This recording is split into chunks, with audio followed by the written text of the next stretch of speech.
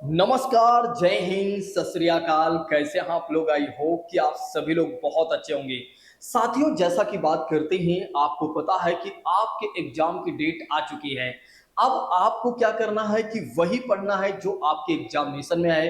अर्थात ये कह सकते हैं कि अब आपको उन्हीं टॉपिक्स को कवर करने की आवश्यकता है जहां से ज्यादा प्रश्न आपके एग्जाम में बन सके। तो साथियों, ऐसा करने के लिए क्या आप स्वयं से कर पाएंगे?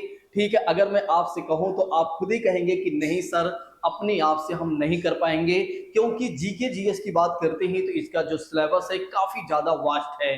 तो इसके लिए आपको चिंता करने की आवश्यकता नहीं है। बस केवल और केवल आपको दो काम करना है। एक तो पहला काम आपको ये करना है कि हमारे शशि आईएएस एकेडमी के चैनल को ज्वाइन कर लेना है, और दूसरी बात करते हैं टेलीग्राम चैनल को भी ज्वाइन कर लेना है, ताकि समय पर नोटिफिकेशन और साथ ही साथ अगर आप देखें तो समय पर आपको नोट्स भी मिल सके। क्लास शुरू करने से पहले मैं एक और बात कहना चाहूंगा, यदि आप में से कोई भी छात्र नया होगा तो वो क्या करेगा, चैनल को जरूर सब्सक्राइब कर लेगा, और एक तरह से पुराना होगा तो दूसरों को भी शेयर कर देगा। देखिए, जीके जीएस की जो वीडियो है मैं ज्यादा नहीं शेयर करूंगा, 8 से 10 वीडियो शेयर करूंगा, बस उससे ही आपका काम हो जाएगा। लेकिन ध्यान रहे, एमसीक्यू से ज्यादा आपको पढ़ने की आवश्यकता है। सिलेबस की बात करते हैं, क्योंकि बहुत सारे छात्र क्या करते हैं, ज्यादा से ज्यादा एमसीक्यूज पर फोकस करते हैं। देखिए, एमसीक्यूज लगाना जरूरी है, लेकिन ए मान के चलिए एमसीक्यूज के साथ साथ टॉपिक भी एक तरह से कवर करना जरूरी है साथियों। क्योंकि बिना टॉपिक्स के यदि आप देखते हैं तो आपके कॉन्सेप्ट अच्छे तरीके से क्लियर नहीं हो पाएंगे, और आपके मन में कहीं ना कहीं वो कंफ्यूजन बना ही रहेगा साथियों। जैसा कि बात करते हैं आज के विषय में जो हमारी चर्चाएं होने वाली हैं, सबसे पहले हम बात करने वाले हैं कि किसको किसने, मतलब कौन किसको शपथ दिलाता है, कौन किसको नियुक्त करता है, और किसका कार्यकाल कितना होता है। ठीक है, और उत्तर प्रदेश से संबंधित और स्टैटिक जीके के जो अन्य पार्ट्स हैं उसको भी मैं इसमें कवर करूंगा। इसलिए इस क्लास को देखना उतना ही जरूरी है जितना कि आपका एग्जाम जरूरी है। तो आइए अब प्रारंभ करते हैं, बिना किसी और बात की चर्चा करते हुए सीधा आते हैं अपने टॉपिक पर। सबसे पहली बात करते हैं साथियों कि कौन किसको शपथ दिलाता है। तो देखिए, अगर आप देखते हैं तो देश का सबसे बड़ा पद कौन सा है, तो देश का सबसे बड़ा पद कौन सा है साथियों, तो देश का सबसे बड़ा पद है राष्ट्रपति की बात करते हैं।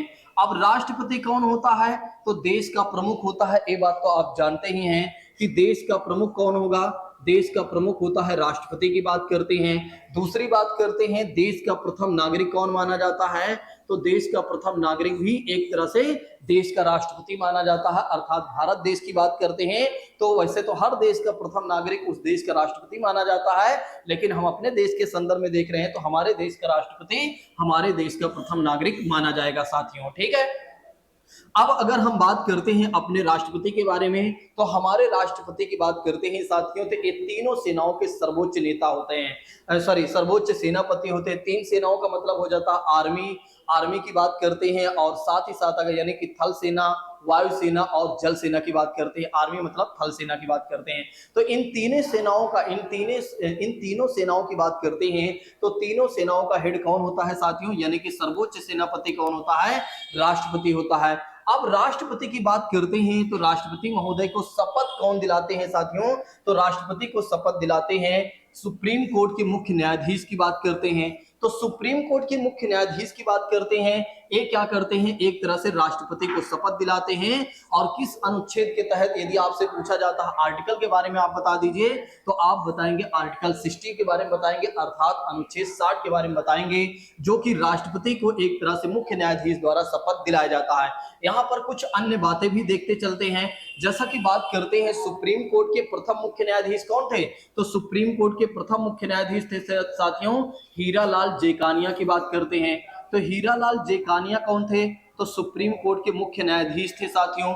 अब दूसरी बात करते हैं, अगर आपसे पूछा जाता है, ये तो मेल में हो गए, अगर आपसे पूछा जाता है कि एक तरह से फीमेल के बारे में आप बता दीजिए कि फीमेल एक तरह से सुप्रीम कोर्ट के मुख्य न्यायाधीश कौन थे, तो मीरा साहिबा फातिमा बीबी की बात करते हैं। तो मीरा साहिबा फातिमा बीबी की बात करते हैं, ये साथियों कौन थे, कौन थी, सुप्रीम कोर्ट के पहले चीफ जस्टिस ऑफ इंडिया, यानी कि भारत की प्रथम महिला मुख्य न्यायाधीश थी साथियों। ये बातें याद रखिएगा। चलिए अब नेक्स्ट बात करते हैं कि अगर आप देखते हैं तो उपराष्ट्रपति को शपथ कौन दिलाता है। तो उपराष्ट्रपति की बात करते हैं तो उपराष्ट्रपति का पद जो होता है देश का दूसरा सर्वोच्च पद होता है। तो देश का दूसरा सर्वोच्च पद किसका होता है साथियों? तो उपराष्ट्रपति का होता है। और एक तरह से उपराष्ट्रपति को शपथ कौन दिलाता है? तो राष्ट्रपति दिलाते हैं, ये बातें याद रखिएगा।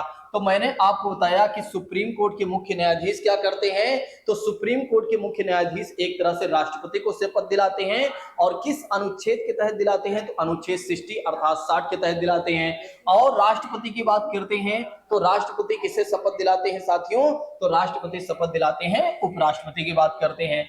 अब बात करते हैं राज्यपाल की बात करते हैं। तो हर राज्य में एक राज्यपाल होता है और जिस राज्य में राज्यपाल नहीं होता है उसको क्या कर दिया जाता है? दूसरे राज्य के राज्यपाल को सौंप दिया जाता है। ठीक है, ये हम राज्यपाल पढ़ते समय जानेंगे साथियों। तो अगर आप देखते हैं तो राज्यपाल को शपथ कौन दिलाता है? तो हाई कोर्ट के मुख्य न्यायाधीश की बात करते हैं। तो हाई कोर्ट के मुख्य न्यायाधीश की बात करते हैं तो हाई कोर्ट के मुख्य न्यायाधीश जो होंगे वे क्या करेंगे? एक तरह से राज्यपाल को शपथ दिलाएंगे या दिलाते हैं साथियों। तो अगर आपके एग्जामिनेशन में प्रश्न ए बन जाता है कि महोदय ए बता दीजिए कि राष्ट्रपति को शपथ कौन दिलाता है? तो सुप्रीम कोर्ट का मुख्य न्यायाधीश। ठीक है, अनुच्छेद 60 के तहत। अगर आपसे पूछा जाता है कि उपराष्ट्रपति को शपथ कौन दिलाता है? तो राष्ट्रपति दिलाता है साथियों। अगर आपसे पूछा जाता है कि राज्यपाल को शपथ कौन दिलाता है? तो राज्यपाल को शपथ दिलाता है साथियों हाई कोर्ट का मुख्य न्यायाधीश की बात करते हैं। देखिए हर राज्य में एक राज्यपाल होता है और हर राज्य में एक हाई कोर्ट है और उस राज्य के हाई कोर्ट की बात करते हैं तो उस राज्य का जो हाई कोर्ट होता है साथियों वहां का मुख्य न्यायाधीश उस राज्य के राज्यपाल को एक तरह से शपथ दिलाता है। इस बात को ध्यान रखिएगा साथियों कि एक तरह से अगर आप देखते हैं तो जिस राज्य में हाई कोर्ट नहीं है, वैसे तो अगर आप देखते हैं तो टोटल मिलाकर हमारे देश में 25 हाई कोर्ट है और जिस राज्य में क्या है हाई कोर्ट नहीं है उसको दूसरे राज्य के साथ क्या कर दिया गया है? मर्ज कर दिया गया है। ठीक है, ये बातें याद रखिएगा। अच्छा, इस बात को भी गौर करिएगा कि राज्यपाल की नियुक्ति कौन करता है? देखिए राज्यपाल की नियुक्ति करता है राष्ट्रपति। ध्यान रखेंगे, राज्यपाल की नियुक्ति कौन करता है? तो राज्यपाल की नियुक्ति करता है राष्ट्रपति। कई बार बहुत सारे छात्र भूल जाते हैं, वैसे तो मैं आगे बताने ही वाला हूं लेकिन फिर भी यहां थोड़ी सी जानकारी दे देता हूं।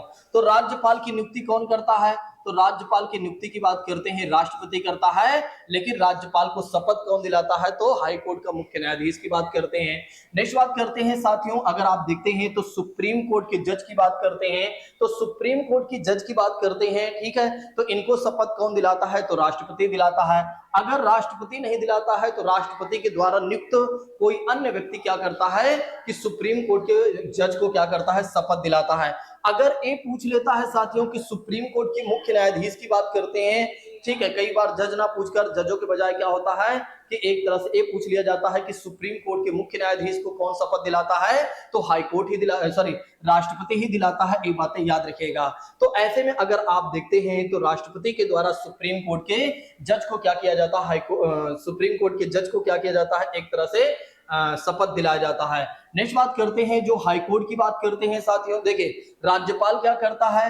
राज्यपाल की बात करते हैं तो राज्यपाल क्या करता है? हाई कोर्ट के जो जज होते हैं उन्हें शपथ दिलाता है।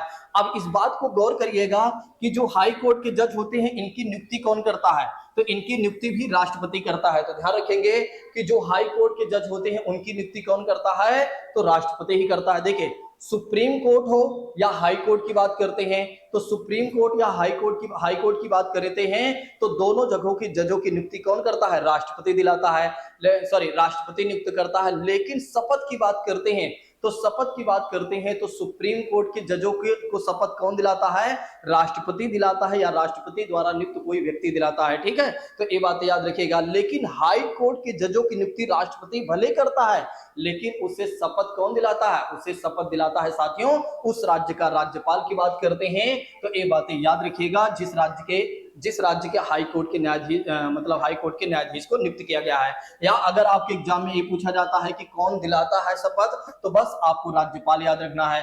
अब दूसरी बात करते हैं प्राइम मिनिस्टर ऑफ इंडिया यानी कि भारत के प्रधानमंत्री तथा अन्य मंत्रियों की बात करते हैं तो इन्हें शपथ कौन दिलाता है साथियों? तो इन्हें शपथ दिलाता है प्रेसिडेंट ऑफ इंडिया अर्थात भारत का राष्ट्रपति क्या करता है, भारत के प्रधानमंत्री की नियुक्ति भी करता है और साथ ही साथ अगर आप देखते हैं तो प्रधानमंत्री के साथ अन्य मंत्रियों की भी नियुक्ति करता है और उन्हें शपथ भी दिलाता है। तो आपके एग्जामिनेशन में कई बार प्रश्न ये बन जाता है कि महोदय ये बता दीजिए कि जो प्रधानमंत्री होता है या कह सकते हैं जो अन्य मंत्री होते हैं, इनकी नियुक्ति कौन करता है और इन्हें शपथ कौन दिलाता है। तो आप ध्यान रखिएगा, राष्ट्रपति की बात करते हैं, राष्ट्रपति क्या करता है, इनकी नियुक्ति भी करता है और इन्हें शपथ भी दिलाता है।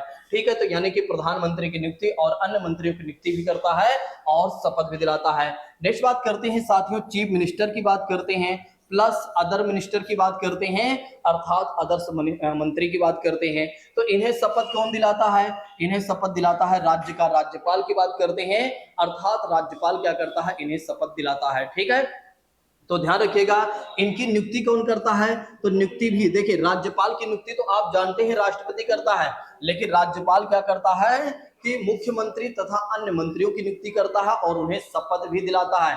जिस तरह से राष्ट्रपति की बात करते हैं, राष्ट्रपति क्या करता है, प्रधानमंत्री तथा अन्य मंत्री की नियुक्ति करता है और उन्हें शपथ दिलाता है। उसी तरह से अगर आप देखते हैं तो राज्यपाल की बात करते हैं तो राज्यपाल भी क्या करता है, मुख्यमंत्री तथा अन्य मंत्रियों की एक तरह से नियुक्ति और शपथ दिलाता है साथियों। नेक्स्ट बात करते हैं जो भारत के नियंत्रक एवं महालेखा परीक्षक की बात करते हैं, जिसे सीएजी कहा जाता है, इनकी नियुक्ति कौन करता है, इनकी नियुक्ति की बात करते हैं और इन्हें शपथ कौन दिलाता है साथियों, तो राष्ट्रपति की बात करते हैं। राष्ट्रपति या उसके द्वारा नियुक्त कोई व्यक्ति की बात करते हैं, राष्ट्रपति द्वारा या उसके द्वारा नियुक्त कोई व्यक्ति द्वारा क्या किया जाता है, शपथ दिलाया जाता है। ये बातें याद रखिएगा, और नियुक्ति भी राष्ट्रपति ही करता है। चलिए एक बार फिर से मैं इसे रिवाइज करवा देता हूं ताकि आपको सारी बातें समझ में आ जाए। देखिए, राष्ट्रपति को शपथ कौन दिलाता है, तो आपको याद रखना है कि राष्ट्रपति को शपथ दिलाता है सुप्रीम कोर्ट के मुख्य न्यायाधीश की बात करते हैं। ठीक है, और किस अनुच्छेद के तहत, अनुच्छेद 60 के तहत। अगर आपसे पूछा जाता है कि उपराष्ट्रपति को शपथ कौन दिलाता है, तो उपराष्ट्रपति को शपथ दिलाता है राष्ट्रपति की बात करते हैं। अगर पूछा जाता है राज्यपाल को शपथ कौन दिलाता है, तो हाई कोर्ट के मुख्य न्यायाधीश की बात करते हैं। अगर आपसे पूछा जाता है सुप्रीम कोर्ट के जज को शपथ कौन दिलाता है, तो सुप्रीम कोर्ट के जज को या मुख्य न्यायाधीश या जजों की बात करते हैं, शपथ कौन दिलाता है, तो राष्ट्रपति की बात करते हैं। या राष्ट्रपति द्वारा नियुक्त कोई अदर व्यक्ति क्या करता है कि सुप्रीम कोर्ट के जज या सुप्रीम कोर्ट के मुख्य न्यायाधीश के को एक तरह से शपथ दिलाता है साथियों। नेक्स्ट बात करते हैं कि अगर आपसे पूछा जाता है कि हाई कोर्ट के जजों की बात करते हैं, तो हाई कोर्ट के जजों को शपथ कौन दिलाता है, तो राज्यपाल दिलाता है शपथ। ये बातें याद रखेंगे। फिर अगर आपसे पूछा जाता है कि प्रधानमंत्री तथा अन्य मंत्रियों को शपथ कौन दिलाता है, आप बताएंगे प्रेसिडेंट ऑफ इंडिया, अर्थात भारत के राष्ट्रपति की बात करते हैं। अगर आपसे पूछा जाता है कि महोदय ये बता दीजिए कि चीफ मिनिस्टर अर्थात मुख्यमंत्री तथा अन्य मंत्रियों को शपथ कौन दिलाता है, तो राज्यपाल दिलाता है। तो इस बात को भी ध्यान रखिएगा कि देखिए प्रेसिडेंट क्या करता है, प्रधानमंत्री तथा अन्य मंत्री की नियुक्ति भी करता है और इन्हें शपथ भी दिलाता है, और उसी क्रम में राज्यपाल भी क्या करता है, मुख्यमंत्री तथा अन्य मंत्रियों की नियुक्ति भी करता है और उन्हें शपथ भी दिलाता है। फिर उसके बाद बात करते हैं कि भारत के नियंत्रक एवं महालेखा परीक्षक सीएजी की बात करते हैं, इनकी नियुक्ति की बात करते हैं, मतलब इनकी नियुक्ति कौन करता है, राष्ट्रपति करता है, और इन्हें शपथ भी कौन दिलाता है, राष्ट्रपति ही दिलाता है, या राष्ट्रपति द्वारा कोई अन्य व्यक्ति क्या करता है, इन्हें शपथ दिलाता है। साथियों ये बातें याद रखेगा। अब अगर किसी भी छात्र के मन में कोई प्रश्न होगा तो एक बार वो जरूर बताएगा। आइए अब बात करते हैं कि कौन किसकी नियुक्ति करता है। तो देखिए, अगर आप देखते हैं तो देश कार्यपालिका का हेड कौन होता है, कार्यपालिका की बात करते हैं तो कार्यपालिका का हेड कौन होता है, तो कार्यपालिका का हेड होता है राष्ट्रपति की बात करते हैं। ठीक है, तो राष्ट्रपति क्या करता है कि अगर आप देखते हैं तो हमारे देश में क्या है कि कार्यपालिका दो प्रकार की है। देखिए, कार्यपालिका का हेड कौन होता है, राष्ट्रपति होता है। तो राष्ट्रपति क्या करता है कि समस्त शक्तियों का संचालन या स्वयं करता है या करवाता है साथियों, कार्यपालिका के थ्रू। ठीक है, तो अगर आप देखते हैं तो हमारे देश में कार्यपालिका दो प्रकार की है। वैसे तो अगर आप देखते हैं तो वैसे तो कार्यपालिका एक ही प्रकार की है, लेकिन अगर हम थोड़ा से सीक्वेंस में इसको थोड़ा से और डिस्ट्रीब्यूट करके समझते हैं तो दो प्रकार के कह सकते हैं। तो कार्यपालिका साथियों होती है दो प्रकार की होती है। ठीक है, कितने प्रकार के होते हैं कार्यपालिका, दो प्रकार के। एक तो अगर आप देखते हैं तो स्थायी कार्यपालिका की बात करते हैं, तो स्थायी कार्यपालिका की बात करते हैं, और दूसरी बात करते हैं साथियों एक तरह से अगर आप देखते हैं तो अस्थायी कार्यपालिका की बात करते हैं। ठीक है, यानी कि एग्जीक्यूटिव की बात करते हैं। देखिए, अस्थायी कार्यपालिका की बात करते हैं तो अस्थायी कार्यपालिका का मतलब हो जाता है जितने भी नेता मंत्री मतलब होते हैं, जो प्रधानमंत्री और जो अन्य मंत्री वगैरह होते हैं, एक और किस में आ जाते हैं, अस्थायी कार्यपालिका में आ जाते हैं, अर्थात सरकार की बात करते हैं, क्योंकि ये 5 साल के लिए चुने जाते हैं, फिर 5 साल बाद इनका कार्यकाल खत्म हो जाता है। और स्थायी कार्यपालिका की बात करते हैं जो सरकार के लिए काम करते हैं, किसके लिए काम करते हैं, अस्थायी कार्यपालिका के लिए काम करते हैं। ठीक है, तो इनकी भी नियुक्ति अगर आप देखते हैं तो राष्ट्रपति ही करता है, और अगर आप देखते हैं तो इनकी भी नियुक्ति कौन करता है, राष्ट्रपति ही करता है। तो जो स्थायी कार्यपालिका में काम करने वाले लोग होते हैं उनकी भी नियुक्ति कौन करता है, एक तरह से अगर आप देखते हैं तो राष्ट्रपति ही करता है। देखिए, कुछ ऐसे पद होते हैं जो चुनाव के माध्यम से जाते हैं, ठीक है, बाकी एक तरह से जिनको एक तरह से चुनाव के माध्यम से नहीं भेजा जाना है उनकी नियुक्ति कौन करता है, राष्ट्रपति करता है। ठीक है, तो राष्ट्रपति की बात करते हैं तो राष्ट्रपति किन की नियुक्तियां करता है, आइए हम जान लेते हैं। बाकी इसे और विस्तार पूर्वक अगर आपको समझना है तो थोड़ा आपको इंतजार करना पड़ेगा। यूपी पुलिस के एग्जाम के बाद मैं क्वालिटी बहुत अच्छे तरीके से आपको पढ़ाऊंगा। ठीक है, फिर आप देखिएगा एक एक चीजों को मैं एक्सप्लेन करूंगा। अगर यहाँ पर कोई चीजें छूट गई हो तो कोई ये नहीं सोचेगा कि मैंने एक तरह से क्या नाम है, मैंने पढ़ाना नहीं चाहा, बल्कि अगर आप देखते हैं तो मैं ये चाहता हूं कि ज्यादा एक्सप्लेन ना करके चीजों को बता, जो मेन चीजें हैं वही बताना मैंने चाहा, इसलिए मैंने उतना ही बताया जितना आपके लिए जरूरी है। ठीक है, बाकी किसी की कोई डाउट्स होते हैं तो वो कमेंट बॉक्स में जरूर लिखेगा। कौन किसकी नियुक्ति करता है, तो यहाँ पर सबसे मेन बातें हो जाती है कि राष्ट्रपति के द्वारा नियुक्तियां, राष्ट्रपति के द्वारा नियुक्तियां की बात करते हैं तो राष्ट्रपति क्या करता है कि कुछ लोगों की नियुक्तियां करता है, जैसे कि प्रधानमंत्री तथा उसके मंत्रिपरिषद की नियुक्ति कौन करता है, राष्ट्रपति करता है। अभी मैंने आपको बताया था कि प्रधानमंत्री तथा अन्य मंत्रियों की नियुक्ति भी राष्ट्रपति करता है और उन्हें शपथ भी दिलाता है। दूसरी बात करते हैं जो भारत का महान्यायवादी होता है, जो सरकार का एक तरह से अगर आप देखते हैं तो विधिक सलाहकार होता है, अर्थात कानूनी सलाहकार होता है, जिसे अटॉर्नी जनरल ऑफ इंडिया कहा जाता है। तो अटॉर्नी जनरल ऑफ इंडिया की बात करते हैं तो जो भारत का महान्यायवादी होता है इसकी नियुक्ति भी राष्ट्रपति करता है। जो भारत का नियंत्रक एवं महालेखा परीक्षक की बात करते हैं इसकी भी नियुक्ति कौन करता है, राष्ट्रपति करता है। ये देखिए, उच्चतम न्यायालय अर्थात सुप्रीम कोर्ट की बात करते हैं, सुप्रीम कोर्ट की बात करते हैं, और सभी उच्च न्यायालय अर्थात जितने भी हाई कोर्ट है, जैसे देश में कुल कितने हाई कोर्ट हैं, 25 हाई कोर्ट हैं, इनके जजों की नियुक्ति की बात करते हैं तो इनके जजों की नियुक्ति की बात करते हैं तो कौन करता है, राष्ट्रपति करता है। ठीक है, नेक्स्ट बात करते हैं सभी राज्यों के राज्यपाल तथा उपराज्यपालों की भी नियुक्ति कौन करता है साथियों, तो राष्ट्रपति ही करता है। देखिए, सभी राज्यों में राज्यपाल होते हैं और जो केंद्र शासित प्रदेश होता है वहां पर उपराज्यपाल होते हैं। जैसे दिल्ली की बात करते हैं, दिल्ली एक केंद्र शासित प्रदेश है, यहाँ पर आपको मिलेगा उपराज्यपाल मिलेगा। ठीक है, अगर उपराज्यपाल नहीं मिलेंगे, देखिए जिन राज्य में उपराज्यपाल नहीं होंगे वहां पर प्रशासक होंगे, उन्हें क्या कहा जाएगा, प्रशासक कहा जाता है। क्या कहा जाता है, प्रशासक कहा जाता है। तो ध्यान रखिएगा आप लोग, अगर आपसे पूछा जाता है कि केंद्र शासित प्रदेशों में कौन बैठते हैं तो उपराज्यपाल बैठते हैं या प्रशासक बैठते हैं, जिन्हें एडमिनिस्ट्रेटर कहा जाता है, उनकी नियुक्ति कौन करता है, राष्ट्रपति करता है। नेक्स्ट बात करते हैं मुख्य निर्वाचन आयुक्त। मुख्य निर्वाचन आयुक्त का मतलब हो जाता है इलेक्शन कमीशन ऑफ इंडिया की बात करते हैं। इसके जो मुखिया होते हैं उन्हें आयुक्त कहा जाता है या कमिश्नर कहा जाता है। ठीक है, तो उनकी जो नियुक्ति की जाती है, ठीक है, देखिए जो मुख्य चुनाव आयुक्त होता है ना, चीफ कमिश्नर की बात करते हैं, उसकी नियुक्ति भी राष्ट्रपति करता है, और तथा अन्य जो एक तरह से आयुक्त होते हैं, अदर जो कमिश्नर होते हैं, उनकी भी नियुक्ति कौन करता है साथियों, राष्ट्रपति ही करता है। संघ लोक सेवा आयोग की बात करते हैं अर्थात यूपीएससी की बात करते हैं, तो यूपीएससी के अध्यक्ष एवं सदस्यों की बात करते हैं, उनकी भी नियुक्ति कौन करता है, राष्ट्रपति ही करता है। वित्त आयोग की बात करते हैं तो हर 5 साल में क्या होता है, वित्त आयोग का गठन होता है, और किसके द्वारा किया जाता है, राष्ट्रपति द्वारा किया जाता है। तो इस बात को याद रख लीजिए कि वित्त आयोग का गठन किसके द्वारा किया जाता है, तो वित्त आयोग का गठन किया जाता है राष्ट्रपति द्वारा किया जाता है। और किस अनुच्छेद के तहत किया जाता है, अनुच्छेद 280 के तहत किया जाता है। वित्त आयोग क्या है साथियों, तो वित्त आयोग क्या करता है कि एक तरह से केंद्र और राज्यों के बीच में टैक्स का जो बंटवारा होता है उसको सुझाव देता है। दरअसल अगर आप देखते हैं तो सेंट्रल गवर्नमेंट के पास सबसे ज्यादा हमारे देश में टैक्स आता है, और सेंट्रल गवर्नमेंट क्या करते हैं, सभी राज्यों में टैक्स को बांटती है, लेकिन ऐसे नहीं बांटती है। वित्त आयोग क्या करता है, सुझाव देता है कि किस राज्य को कितना एक तरह से पैसा जाना चाहिए। ठीक है, तो फिर उसी के आधार पर, उसी के अनुशंसा के आधार पर क्या होता है, सेंट्रल गवर्नमेंट अलग अलग राज्यों को पैसा देती है। नेक्स्ट बात करते हैं अनुसूचित जाति, या अनुसूचित जनजातियों के लिए विशेष अधिकारियों की नियुक्ति की बात करते हैं तो इनकी भी नियुक्ति कौन करता है, राष्ट्रपति ही करता है। साथियों ये बातें याद रखेगा। भाषाई अल्पसंख्यकों के संरक्षण की बात करते हैं, ठीक है, संरक्षण के लिए इनके जो विशेष अधिकारी होते हैं उनकी भी नियुक्ति कौन करता है, राष्ट्रपति ही करता है। तो याद रखिएगा कि राष्ट्रपति किनकी नियुक्तियां करता है। चलिए जल्दी से कमेंट बॉक्स में बताइए, प्रधानमंत्री तथा अन्य मंत्रियों की नियुक्ति कौन करता है, राष्ट्रपति करता है। ठीक है, जल्दी से कमेंट में बताइए। दूसरी बात, भारत के महान्यायवादी की नियुक्ति कौन करता है, राष्ट्रपति करता है। तुरंत याद कर लीजिए। भारत के सीएजी की बात करते हैं, इसकी नियुक्ति कौन करता है, राष्ट्रपति करता है।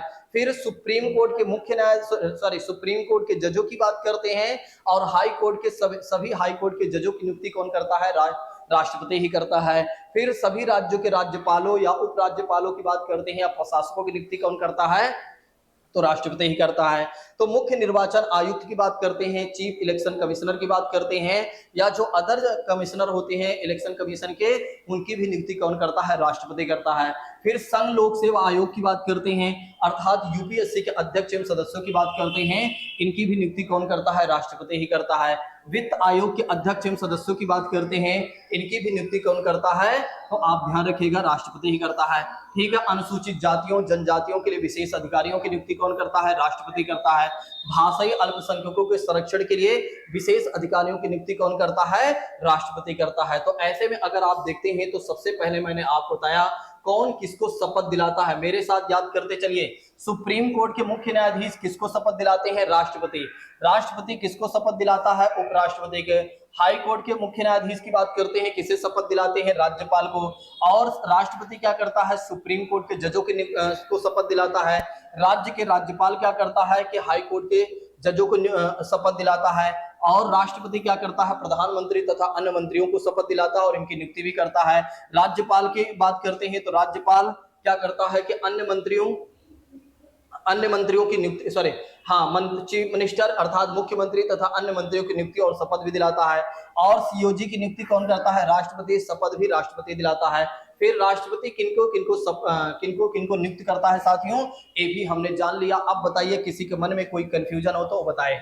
चलिए अब हम आगे बढ़ लेते हैं कि राज्यपाल किनकी नियुक्तियां करता है। तो राज्यपाल की बात करते हैं तो राज्यपाल क्या करता है कि मुख्यमंत्री तथा अन्य मंत्रियों की नियुक्ति करता है।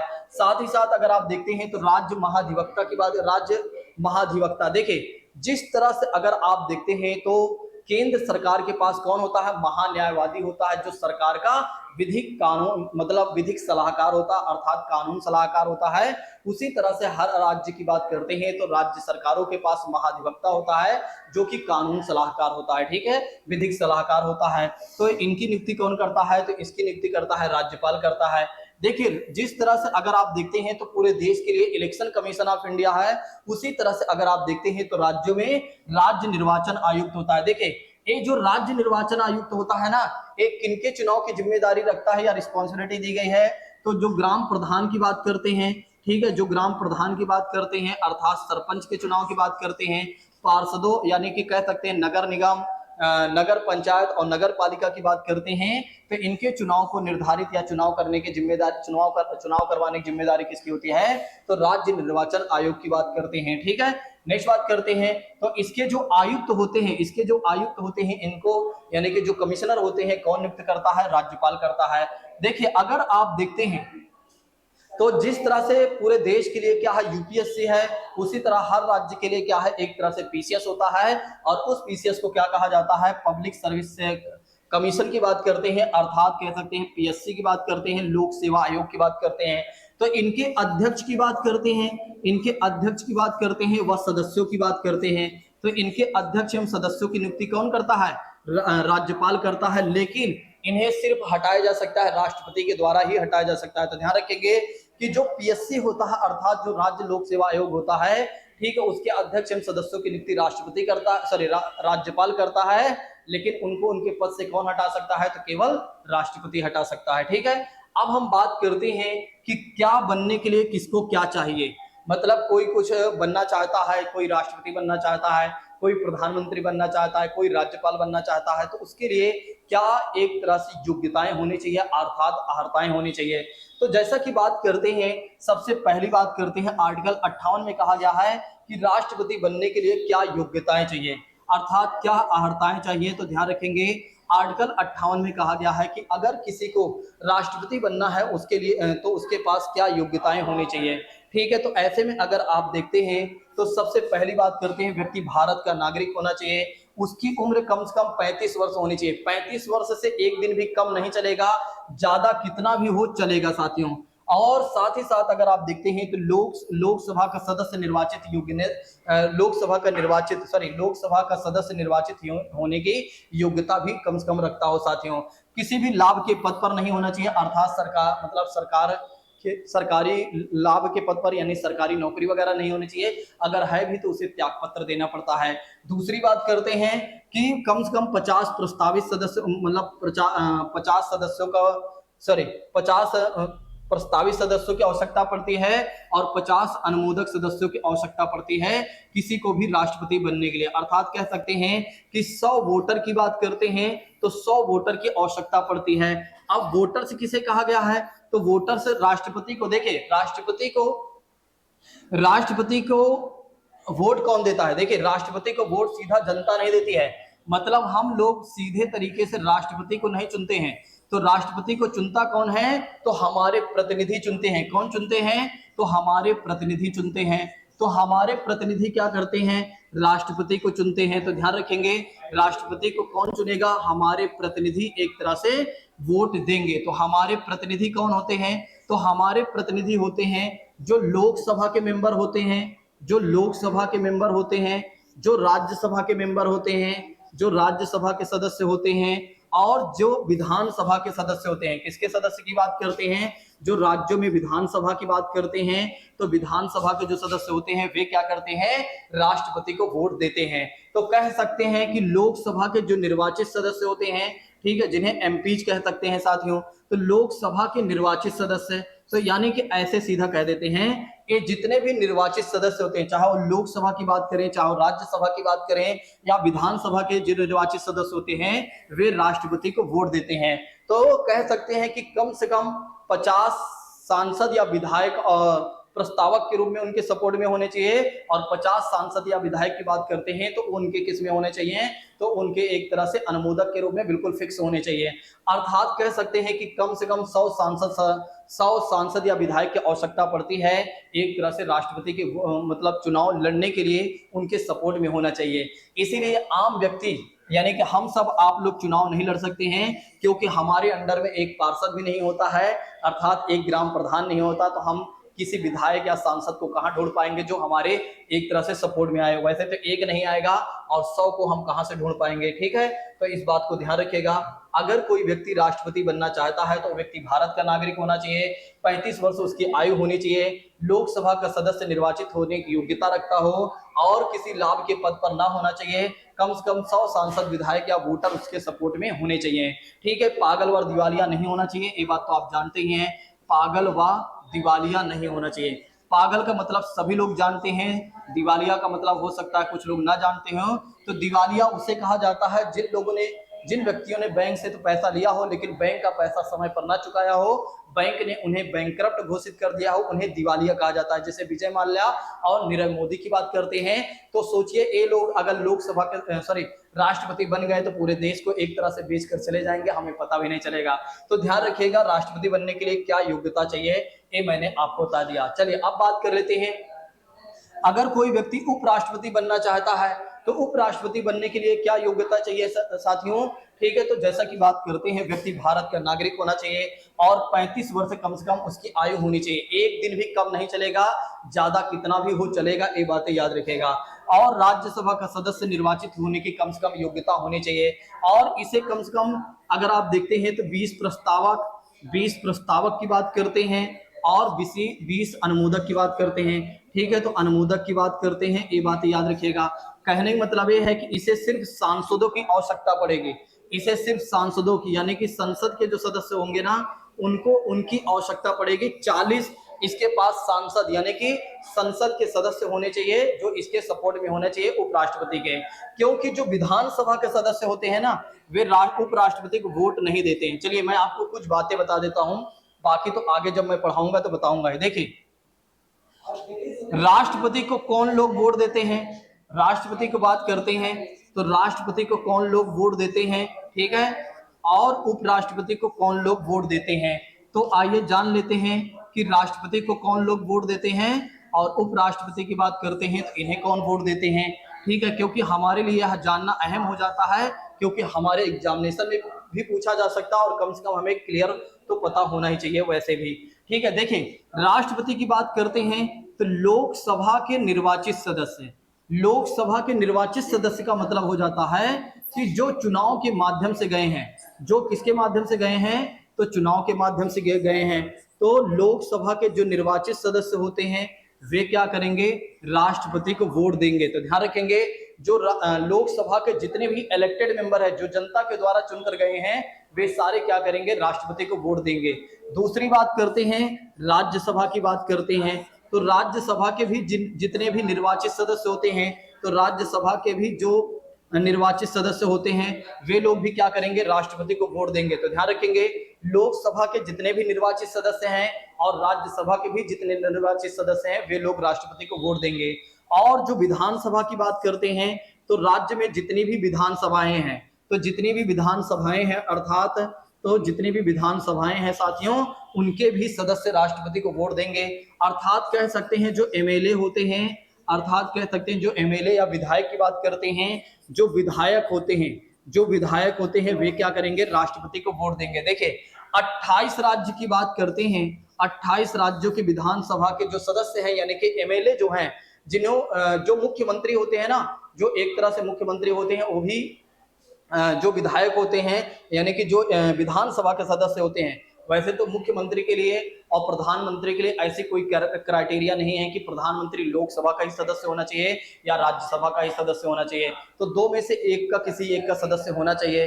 जैसे जब पहली बार मनमोहन सिंह प्रधानमंत्री बने थे तो वे राज्यसभा के सदस्य थे, ठीक है, और मुख्यमंत्री के लिए भी विधानसभा या विधान परिषद का सदस्य होने किसी में से एक हो सकते हैं। लेकिन अमूमन अगर देखा जाए तो ज्यादातर क्या होता है कि कहाँ के सदस्य होते हैं, तो विधानसभा के होते हैं। तो यहाँ पर कुल मिलाकर आप मुख्यमंत्री मत याद रखिएगा, मुख्यमंत्री तो मैंने एग्जाम्पल में बताया ताकि आपको पता चल सके कि वो एमएलए होते हैं, ठीक है। तो जितने भी एमएलए होते हैं जो एक तरह से विधायक होते हैं, तो 28 राज्यों में विधानसभा है तो उनके जो मतलब जो एमएलए हैं अर्थात जो विधायक है, जो जनता के द्वारा निर्वाचित होकर गए हैं, वे क्या करेंगे, राष्ट्रपति को वोट देंगे।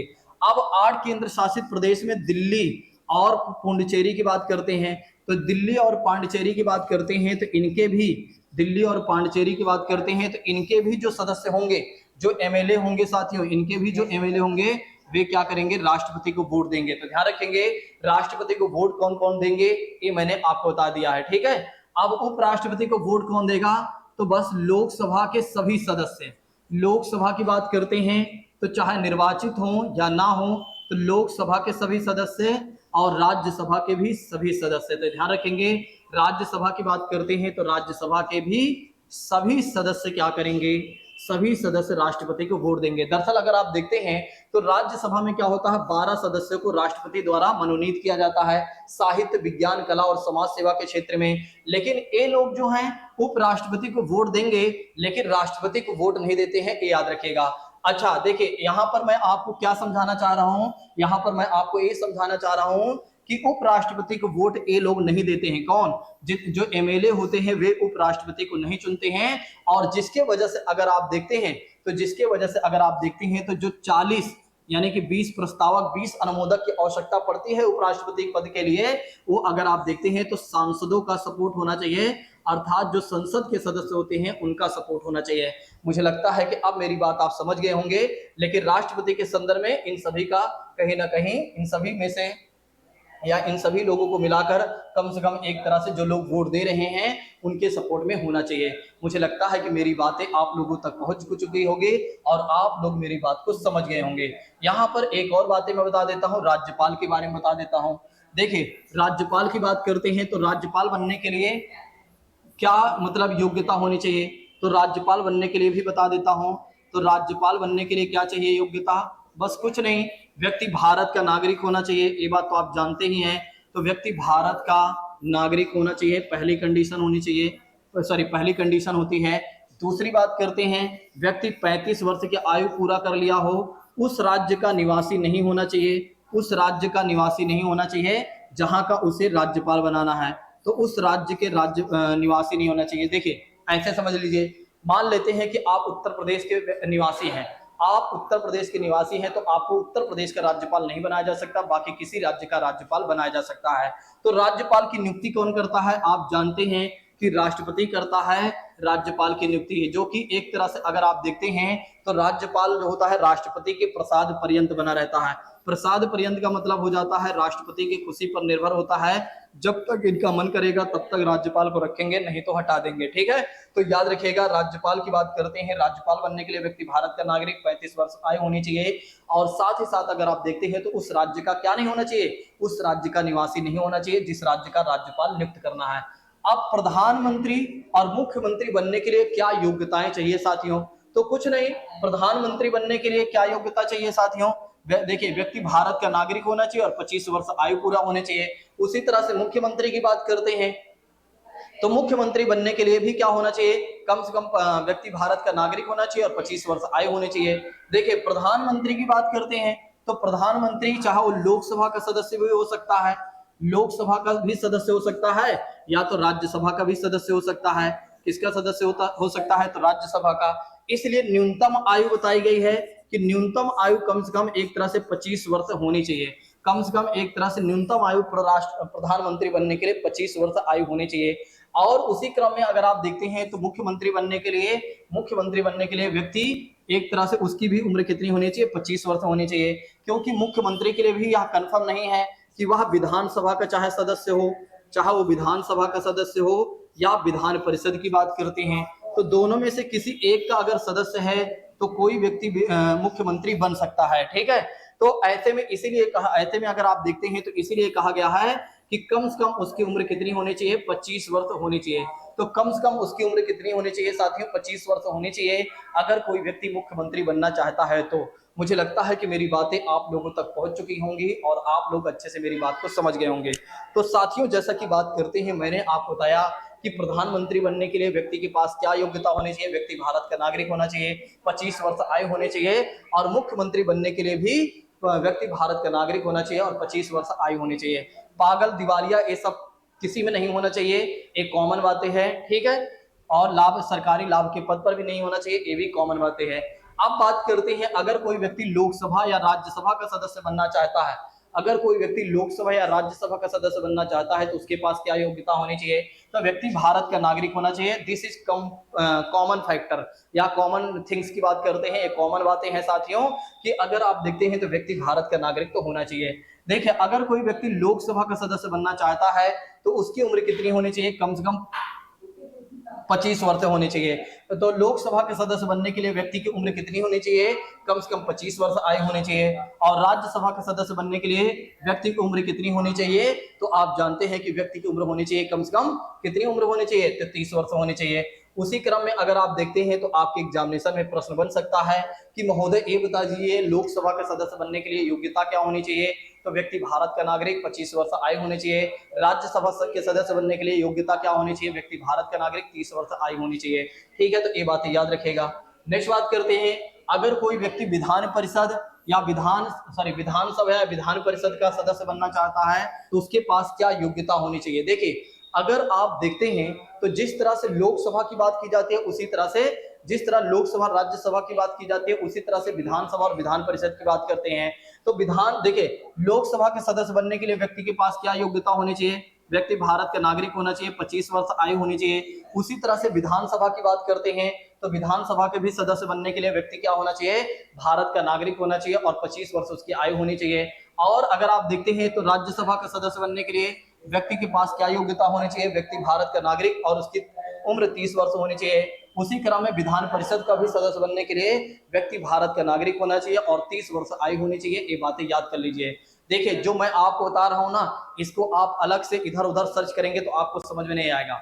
मैं तो कहूंगा इसको अगर हो सके तो लिख लीजिएगा, नहीं तो अपने दिमाग में रख लीजिएगा, यानी कि याद कर लीजिएगा। नहीं, टेलीग्राम चैनल पर जाइएगा, इसकी नोट्स ले लीजिएगा। ठीक है, टेलीग्राम चैनल को डिस्क्रिप्शन में इसकी लिंक दी गई है। शशि IAS एकेडमी को ज्वाइन करके आप नोट्स प्राप्त कर सकते हैं।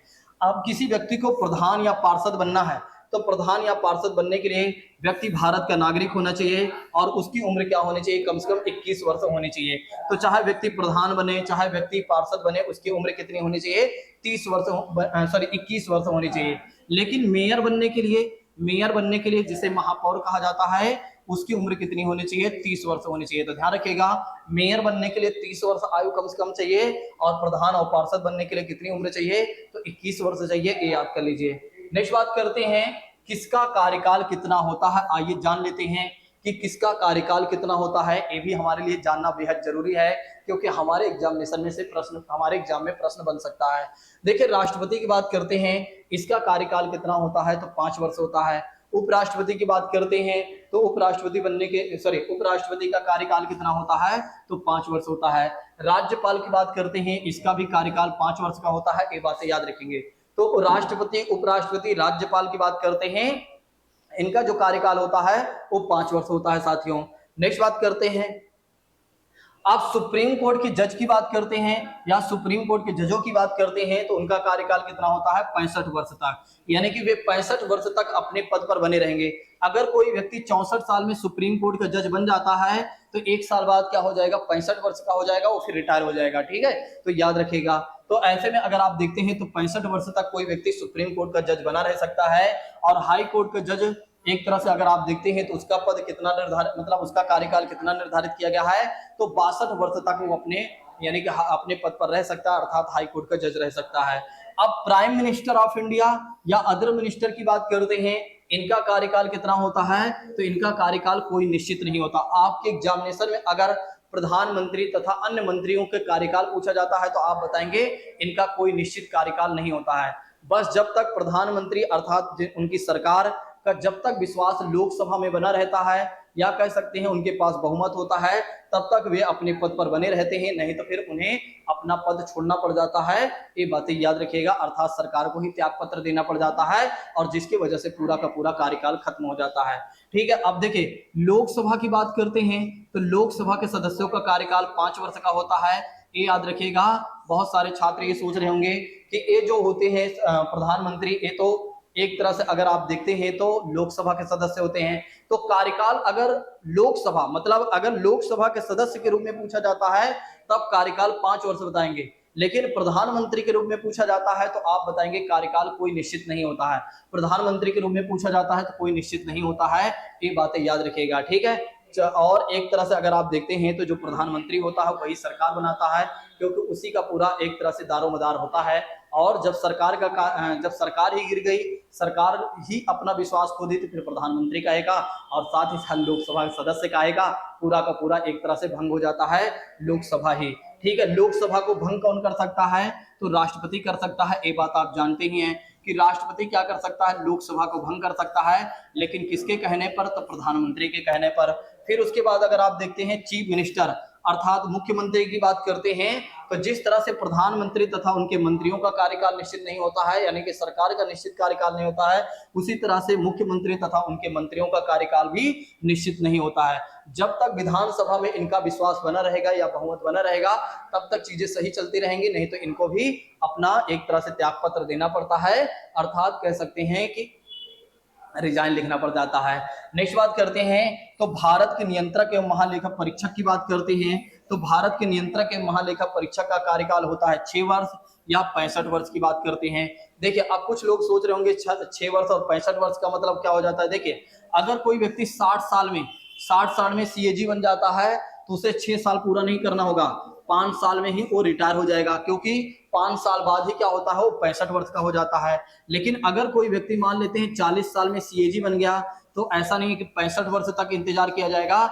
40 से 46 की बात करते हैं तो 46 साल में क्या करना पड़ेगा, उसे त्याग पत्र देना पड़ेगा, क्योंकि 6 साल पहले कार्यकाल हो गया। तो ठीक है, ये बातें याद रखिएगा, भूलिएगा नहीं। तो ऐसे में अगर आप देखते हैं तो जैसे अगर मैं आपसे कहूं कि राष्ट्रपति का कार्यकाल कितना होता है, आप बताएंगे 5 वर्ष।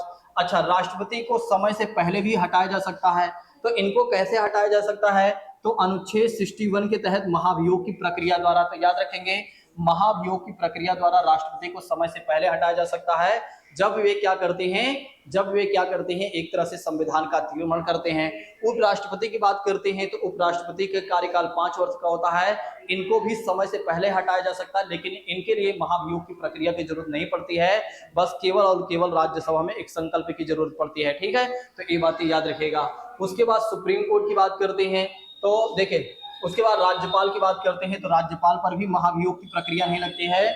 अगर इनको हटाना है तो राष्ट्रपति इन्हें हटा सकते हैं समय से पहले। और अगर आप देखते हैं तो राज्यपाल अपना त्यागपत्र देना चाहता है तो किसे दे सकता है, तो राज्यपाल अपना त्यागपत्र दे सकता है राष्ट्रपति को। देखिए कौन किसको त्यागपत्र दे सकता है ये भी बता देता हूं।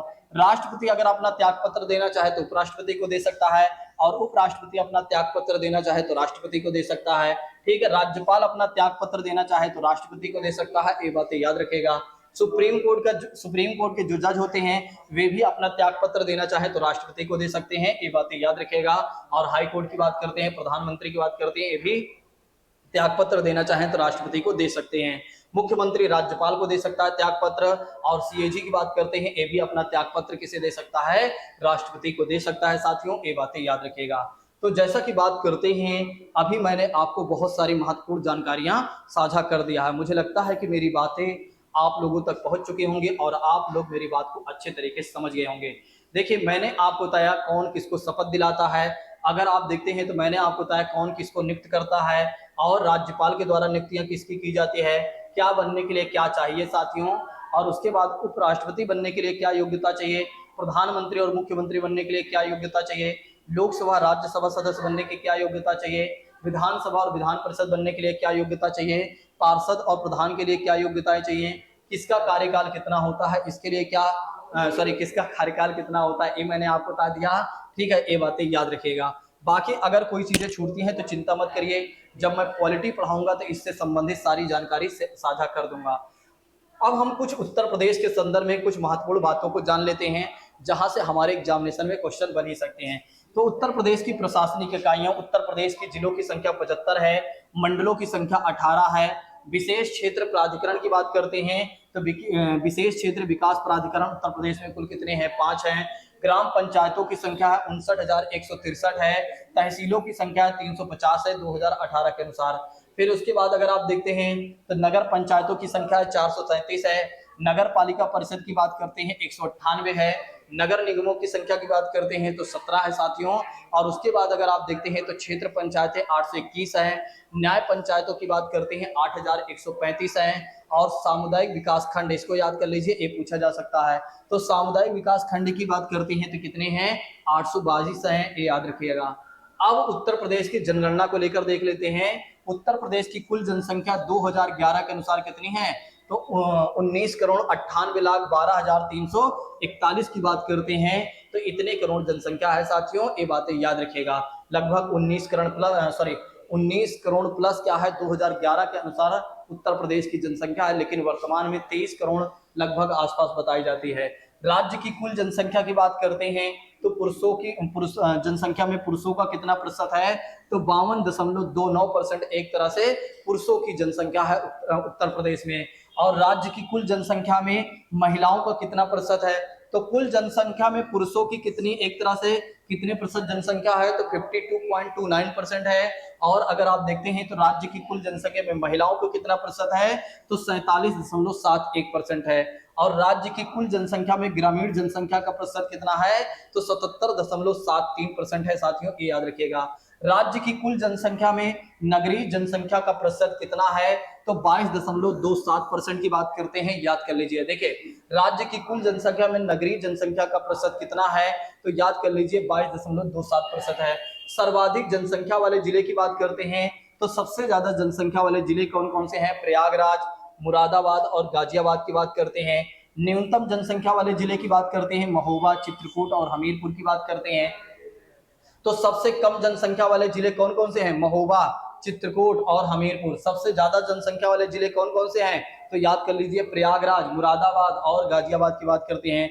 प्रयागराज, मुरादाबाद, गाजियाबाद, प्रयागराज, मुरादाबाद, गाजियाबाद सबसे ज्यादा जनसंख्या वाले जिले हैं। सबसे कम जनसंख्या वाले जिले कौन से हैं? तुरंत याद करिए। तो सबसे कम जनसंख्या वाले जिले हैं महोबा, चित्रकूट, हमीरपुर। महोबा, चित्रकूट, हमीरपुर, महोबा, चित्रकूट, हमीरपुर, महोबा, चित्रकूट, हमीरपुर। और सबसे ज्यादा जनसंख्या वाले जिले हैं प्रयागराज, मुरादाबाद, गाजियाबाद। ठीक है, अब नेक्स्ट बात करते हैं जनसंख्या घनत्व। देखिए, जनसंख्या घनत्व का मतलब होता है एक वर्ग किलोमीटर में, एक वर्ग किलोमीटर में, एक स्क्वायर किलोमीटर में कितने लोग रहते हैं। तो अगर आप देखते हैं तो उत्तर प्रदेश की जनसंख्या यानी जनघनत्व की बात करते हैं एक वर्ग किलोमीटर में, यानी कि प्रति वर्ग किलोमीटर में अगर आप देखते हैं तो 829 व्यक्ति रहते हैं। यानी कि कह सकते हैं कि एक वर्ग किलोमीटर इतना है तो एक वर्ग किलोमीटर में 829 व्यक्ति रहते हैं, अर्थात प्रति वर्ग किलोमीटर में 829 व्यक्ति रहते हैं। याद रखिएगा। 2001 और 11 के दौरान जनसंख्या घनत्व में कितने की वृद्धि हुई? 139 प्रति वर्ग व्यक्ति की बात करते हैं, अर्थात ये कह सकते हैं कि इसके बीच में 139 लोग और भी बढ़ जाते हैं हर वर्ग किलोमीटर में। हर वर्ग किलोमीटर में 139 लोग और बढ़ जाते हैं, ये भी याद कर लीजिए। अब सबसे ज्यादा जनसंख्या घनत्व वाला जिले कौन कौन से हैं? तो घटते क्रम में अगर आप देखते हैं तो सबसे पहले बात करते हैं गाजियाबाद में ज्यादा है, उससे कम वाराणसी में, और सबसे कम अगर आप देखते हैं तो लखनऊ में है। तो याद कर लीजिए, जनसंख्या घनत्व वाले जिले, जनसंख्या घनत्व वाले जिले की बात करते हैं घटते क्रम में। घटते क्रम की बात करते हैं तो ठीक है, घटते क्रम की बात करते हैं तो गाजियाबाद, और उसके बाद वाराणसी में, फिर लखनऊ की बात करते हैं। यानी गाजियाबाद में ज्यादा होंगे, फिर उससे कम होंगे, फिर उससे कम होंगे। और बढ़ते क्रम में अगर आप देखते हैं तो ललितपुर में कम होंगे, फिर उससे ज्यादा होंगे सोनपुर में, और उससे भी ज्यादा होंगे हमीरपुर की बात करते हैं। तो न्यूनतम जनसंख्या घनत्व वाले जिले कौन कौन से हैं? तो ललितपुर और सोनभद्र और हमीरपुर की बात करते हैं। याद कर लीजिए, आपके एग्जामिनेशन में पूछा जा सकता है। देखिए, कुछ महत्वपूर्ण बातें हैं जिनको आपको नजरअंदाज नहीं करना है। एक तो ए तुरंत लिख लीजिएगा, एक इसको रख लीजिएगा, लिख लीजिएगा, और एक यहाँ की दो बातों को लिख लीजिएगा। सर्वाधिक जनसंख्या वाले जिले और न्यूनतम जनसंख्या वाले जिले की बात करते हैं, इनको अपने दिमाग में सेट कर लीजिए। नेक्स्ट बात करते हैं उत्तर प्रदेश में कुल साक्षरता कितनी दर है? तो 67.72% है। उत्तर प्रदेश में पुरुष साक्षरता कितनी है? 77.30% है। उत्तर प्रदेश की महिला साक्षरता की बात करते हैं 57.20% है। 2001 और 11 के दौरान औसत साक्षरता दर में वृद्धि की बात करते हैं तो 11.36% की बात करते हैं। महिला एवं पुरुष की साक्षरता में अंतर कितना है? तो 20.10% की बात करते हैं। सर्वाधिक साक्षरता वाले जिले, सबसे ज्यादा पढ़ा लिखा वाला जिला कौन कौन से हैं, या जिले कौन कौन से हैं? गौतम बुद्ध नगर, कानपुर और औरैया की बात करते हैं। गौतम बुद्ध नगर, कानपुर, औरैया जो है सबसे ज्यादा पढ़े लिखे राज्यों में है। और सबसे कम साक्षरता वाले और पुरुष में भी अगर आप देखते हैं तो जिले कौन कौन से हैं? एक तो श्रावस्ती, बहराइच, बलरामपुर। तुरंत याद कर लीजिए, श्रावस्ती, बहराइच, बलरामपुर। श्रावस्ती, बहराइच, बलरामपुर की बात करते हैं तो सबसे कम साक्षरता वाले जिले हैं, और पुरुष साक्षरता का भी यही क्रम है। ठीक है, ये बातें याद रखिएगा। चलिए नेक्स्ट बात करते हैं 2011 के अनुसार लिंगानुपात। लिंगानुपात का मतलब हो जाता है 1000 पुरुष पर कुल कितनी स्त्रियां हैं, कुल कितनी स्त्रियां हैं। तो 1000 पुरुष पर कुल कितनी स्त्रियां हैं साथियों? तो जैसा कि बात करते हैं 1000 एक मिनट, हाँ, अगर हम भारत के संदर्भ में देखते हैं तो 2011 की जनगणना के अनुसार 1000 पुरुष पर 943 महिलाएं हैं। 1000 पुरुष पर 943 महिलाएं हैं भारत के संदर्भ में, ये बातें याद कर लीजिएगा। ठीक है, अब हम बात कर लेते हैं उत्तर प्रदेश के संदर्भ की बात करते हैं। तो उत्तर प्रदेश में 1000 पुरुष पर कुल कितनी महिलाएं हैं? 1000 पुरुष पर कुल कितनी महिलाएं हैं? 912 महिलाएं हैं। बाकी इसमें से घटा दीजिए, जो बचेंगे उनकी शादी नहीं हो पाएगी। ठीक है, एक तरह से कह सकते हैं ऐसा। तो ध्यान रखेंगे, तो 1000 पुरुष पर कुल कितनी महिलाएं हैं? उत्तर प्रदेश में 912 है। 2011 के अनुसार अगर भारत के संदर्भ में पूछा जाता है 943 महिलाएं। 2001 और 11 के दौरान उत्तर प्रदेश में लिंगानुपात में वृद्धि कितने अंक की हुई है?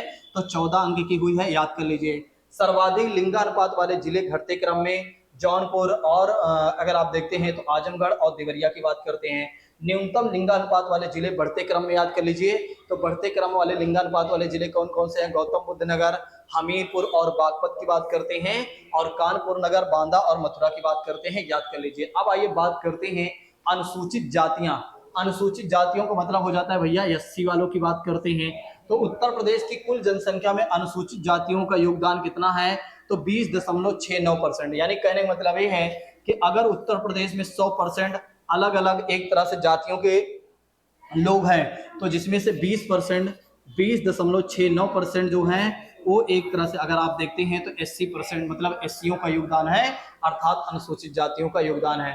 देश में सर्वाधिक अनुसूचित जातियों की संख्या वाला राज्य कौन सा है? उत्तर प्रदेश। ठीक है, तो उत्तर प्रदेश हमारा है जहां पर सबसे ज्यादा एससी कैटेगरी के लोग रहते हैं। सबसे ज्यादा अनुसूचित जाति जनसंख्या वाला जिला की बात करते हैं सीतापुर, यानी कि उत्तर प्रदेश के संदर्भ में अगर आप देखते हैं तो उत्तर प्रदेश के संदर्भ में सीतापुर जो है एससी वाला सबसे बड़ा जिला है साथियों जनसंख्या में, ये याद रखिएगा। सबसे कम अनुसूचित जाति जनसंख्या वाला जिला है बागपत की बात करते हैं, तो ये भी याद कर लीजिए, आपके एग्जामिनेशन में पूछा जा सकता है। अब अनुसूचित जनजाति की बात करते हैं, अर्थात एसटी की बात करते हैं। एसटी की बात करते हैं तो इनका योगदान अगर आप देखते हैं तो केवल और केवल 0.6% ही इनका योगदान है। अब सर्वाधिक अनुसूचित जनजाति यानी कि एसटी की जनसंख्या वाला जिला कौन सा है? सोनभद्र। याद कर लीजिए, अगर आपसे पूछा जाता है कि एससी सबसे ज्यादा कहां मिलेंगे तो सीतापुर आप बताएंगे। कहां बताएंगे? सीतापुर बताएंगे।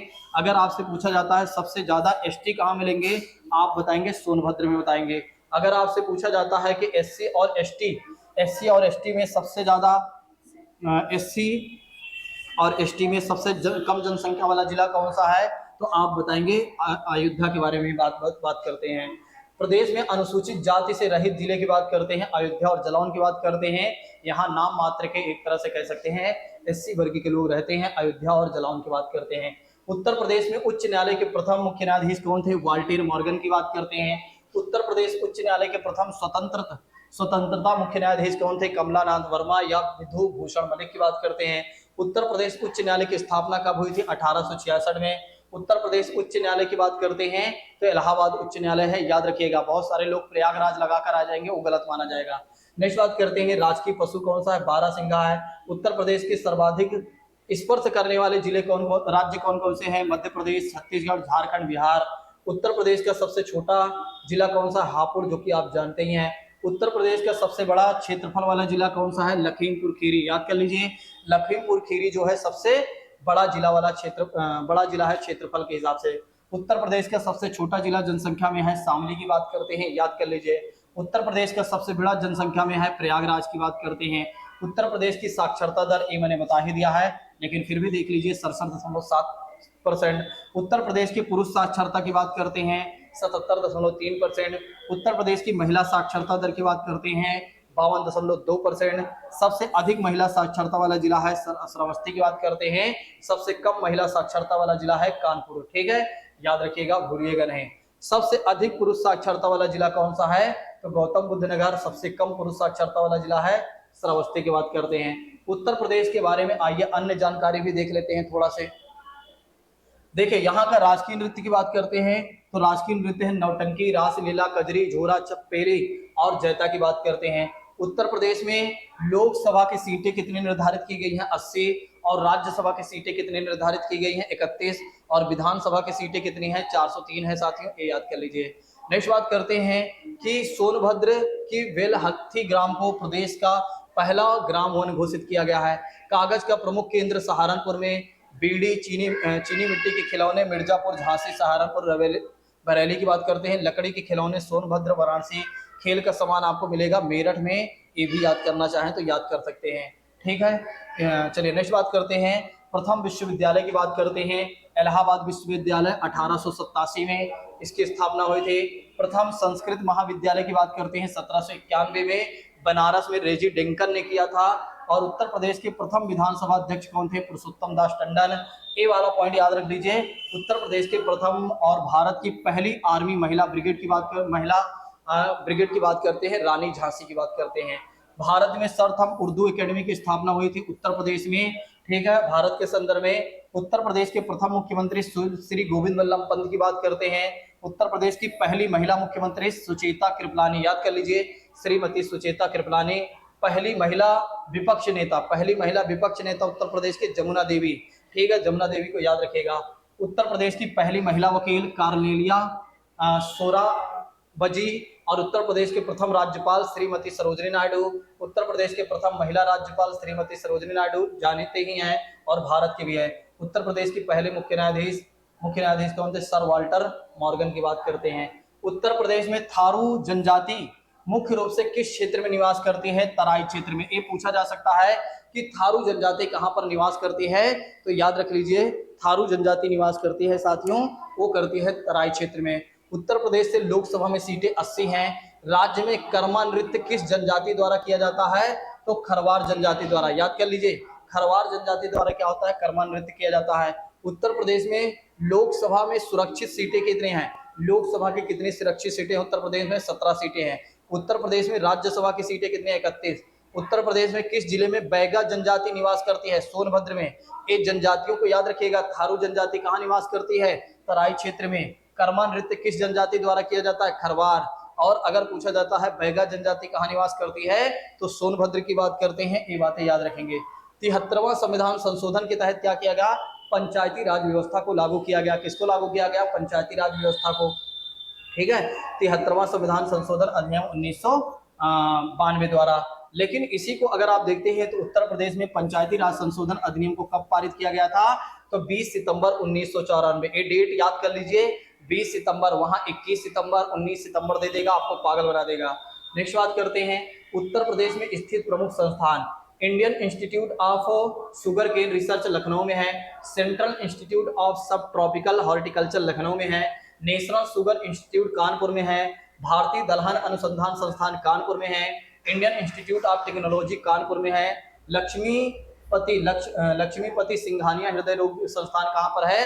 कानपुर में है। भारतीय पशु चिकित्सा अनुसंधान इज्जत नगर बरेली में है। तुरंत याद कर लीजिए फिर से एक बार, Indian Institute of sugar cane Research कहाँ पर है? लखनऊ में है। Central Institute for Subtropical Horticulture Lucknow में है।